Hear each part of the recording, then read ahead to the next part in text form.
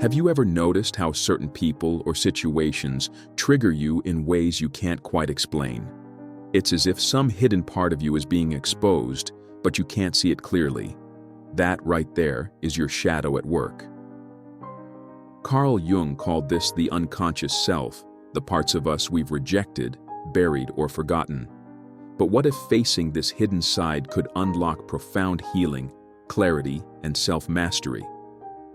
In this video, we're diving deep into the powerful practice of shadow work, not just to understand it, but to master it, using Jung's timeless psychological insights.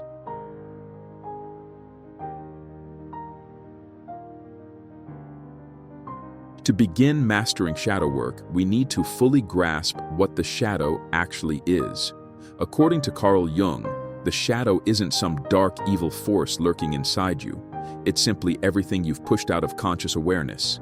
These can be feelings, desires, impulses, or even talents that your upbringing, culture, or past experiences taught you were unacceptable. As children, we're taught to be good, to behave a certain way, to be accepted or loved. But anything that doesn't fit into that mold, like anger, jealousy, selfishness, or even confidence and creativity, gets banished to the unconscious. Over time, this shadow becomes like a psychological blind spot. We can't see it, but it influences everything: our reactions, relationships, and choices. One of the most common ways the shadow shows up is through projection. You know when someone irritates you for no clear reason and you say, "I just can't stand that about them"? Often, what we're reacting to is actually a part of ourselves we've disowned.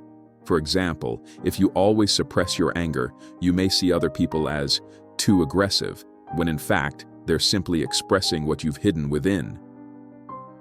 Jung emphasized that the shadow is not just a vault of shame or trauma, it's also a treasure chest. Within it lies your repressed creativity, passion, confidence, and truth.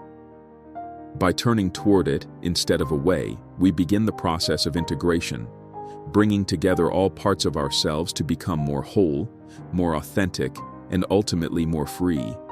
But shadow work is not just a quick mental exercise.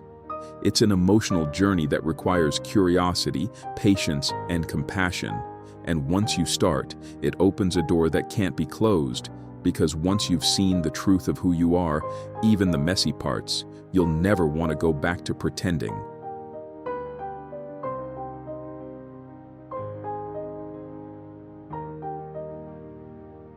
Jung's version of karma wasn't religious, but deeply psychological. He believed our past actions, especially the unconscious ones, create consequences that echo through our lives. In shadow work, these karmic imprints show up as patterns. You repeat the same arguments with partners, attract the same kind of people, or sabotage yourself just when things start to go well. Let's break it down. Personal karma refers to self-created loops. Maybe you procrastinate because deep down you fear success. Maybe you chase validation from others because you rejected your own sense of worth as a child. Shadow work invites you to shine a light on these patterns, not to judge yourself, but to understand. Interpersonal karma shows up in relationships. Think of that friend who always feels betrayed, or the partner who keeps attracting emotionally unavailable people. These are clues. Our relationships mirror our inner world. What we suppress internally often surfaces in the dynamics we create externally. Then, there's ancestral karma, the idea that pain or trauma can be passed down through generations. Jung believed in a collective unconscious, a psychic inheritance that carries the unresolved emotions of those who came before us. Shadow work, in this context, becomes an act of healing not just for yourself, but for your lineage. We also can't ignore cultural karma, the beliefs and expectations we absorb from society. Whether it's being told that sensitivity is weakness or that ambition is greed, cultural conditioning often suppresses our authentic self. And those suppressed parts, they become shadow. Breaking free from these karmic loops doesn't mean escaping your past. It means recognizing it, honoring it, and choosing differently, consciously. That's the first step to freedom.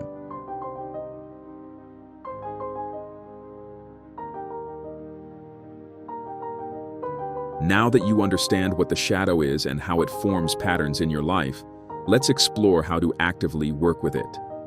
Shadow work isn't just about knowing, it's about feeling, expressing, and integrating. One of the most powerful tools Jung developed was active imagination. Unlike daydreaming, this is a conscious technique. You sit quietly, let your mind enter a relaxed, meditative state, and then allow images, voices, or scenarios to arise. You don't control them, you engage with them. Maybe you meet a figure that feels threatening, or a landscape that feels foreign. Ask questions, explore. These are symbols from your unconscious, inviting you into dialogue. Another tool is creative expression, through journaling, painting, dance, music. Sometimes what you can't express in words comes out in colors or movement. The goal is not to create art for others, but to give voice to what's buried inside. Then there's the deeply emotional practice of simply focusing on the feeling. You sit with a discomfort, anger, shame, fear, and let it be there without trying to fix it. You name it, you breathe into it, you observe it. Jung believed that what we resist persists, but what we allow transforms. A key part of this process is developing the silent witness, a part of your consciousness that observes without judgment. This is mindfulness in its truest form. It's the part of you that can notice thoughts like, "I'm not good enough," and instead of believing them, just say, "Ah, there's that story again." This internal observer becomes your ally. It helps you hold space for your shadow without becoming overwhelmed by it. And finally, don't underestimate the power of self-compassion. The shadow often holds wounds, times you felt unlovable, ashamed, or rejected. Bringing these parts into the light without kindness can re-traumatize. But when you greet them with gentleness, they soften, they integrate, and they stop running your life from behind the scenes.